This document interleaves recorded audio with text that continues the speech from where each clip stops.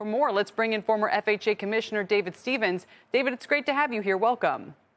Hi, Kelly. Great to be with you. You've got a proposal here that I think is going to be the first of many that we hear about how to lower mortgage rates. What would yours do exactly? Well, look, first of all, it started off as a proposal from people like me. In the last couple of days, we've seen a joint trade letter from the Mortgage Bankers Association, the National Association of Home Builders, the National Association of Realtors.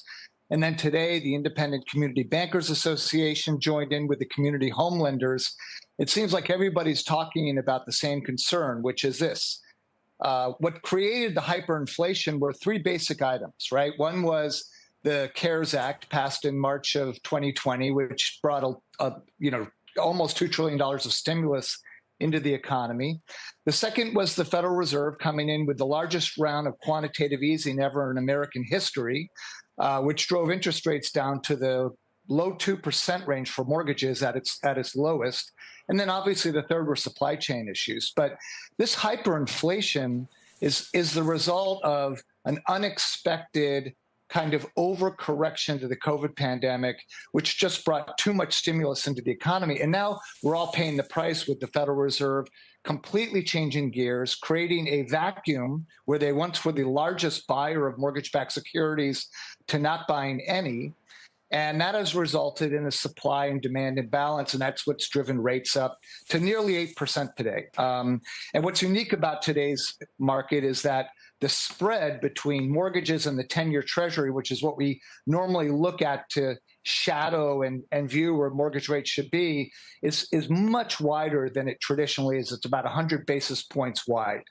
So the proposal is simple. The MBA home builder letter says that the Fed should at minimum state that it's done with quantitative tightening, and that it should make it clear that it's over and not just that they're going to keep looking forward at new economic changes. Right. The second proposal suggests that we should do something further, that in past economic cycles, we've seen either the GSEs, Freddie Mac or Fannie Mae, when they could put loans on their portfolio before conservatorship, they would buy up excess supply during times like this, or the Fed.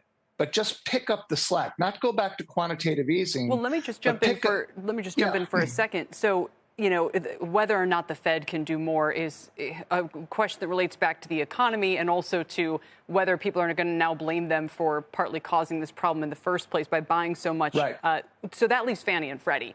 And wouldn't we have to change their structure? I mean, they're in conservatorship still. So this raises the question about taking them out of it in order to be able to buy up MBS. And now having these discussions, I feel like I'm back in 2006 all over again. Well, it is complicated. First of all, the excess is only about $2 billion a day, which sounds like a lot to an average listener. But, think that the Fed bought about $1.7 trillion between 2020 and 2022, $2 billion a day for maybe 30 or 40 days. To take out the excess capacity would be incredibly impactful to rates in the short run. Never bringing them back to where they were, but certainly bringing them back to about 100 basis points lower than they are today. Dave, let me ask a silly question as well, because I know do we need, how many people are buying a home right now compared with the past? That number feels like is this really a crisis? Well, it's really a crisis because we've also had a shortage of supply, which drove home prices up. And we have one of the largest demographic waves of millennials all coming into their early 30s that the nation has ever seen. So the supply and demand problem is critical.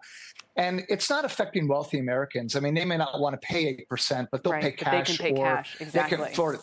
Exactly. But first-time home buyers' dreams are being dashed here, and that's the real challenge. I think that's well said. Listen, as I said, I think this is the beginning of what's to come on this front. This is the space to watch. Dave, we'll hope you could have you back. Thanks for your time today. We really appreciate it.